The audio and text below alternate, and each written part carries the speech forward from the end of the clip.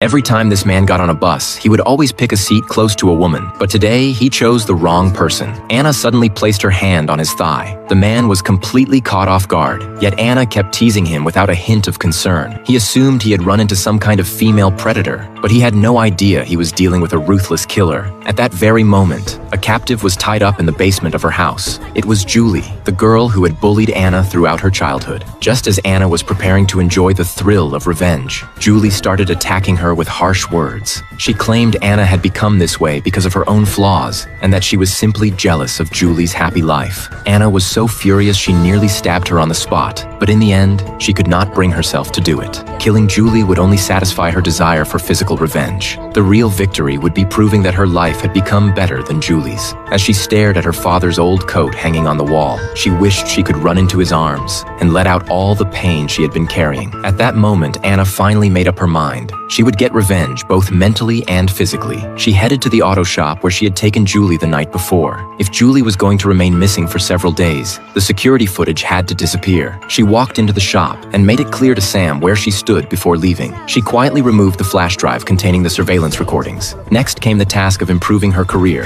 Her current position was nowhere near Julie's social status. With complete confidence, she walked into the editor's office and demanded a position as a trainee reporter. The editor looked at her in confusion, so Anna claimed she had exclusive information about a serial killer. Since Julie would eventually end up dead anyway, she decided to present her as the third victim ahead of time. Thanks to that story, Anna successfully secured the trainee reporter position. To avoid becoming a suspect later, she needed someone else to report Julie's disappearance. The other three former school bullies became the perfect choice. Using the excuse that Julie wanted help looking at a house, she sent them messages and successfully led them to realize Julie was missing. Then she arranged to meet them as a reporter and brought up the recent string of murders, carefully steering the conversation until they suspected Julie had become the third victim. With that, Anna managed to secure an exclusive story, but to be extra careful, she also paid a visit to Julie's husband. While gathering more information, she wanted to see whether Julie's life was really as perfect as it seemed. Unfortunately, the visit only disappointed her. The couple appeared deeply in love. Seeing that made Anna even more angry. Before leaving, she decided to collect a little interest on her revenge, such as taking a bottle of wine and stealing one of Julie's outfits. She even poured tea into the cracks of the couch. After finishing all of that, Anna finally smiled with satisfaction. When she returned to work, she stayed late and finished the article, declaring Julie as the third victim. As they looked at the story published under her name, fortunately, an incoming phone call broke the awkward moment. Her sister Emily still had not given up on selling the house. She had already sent a surveyor over to measure the property, but Julie was still locked in the basement. Panicked by the news, Anna immediately rushed home.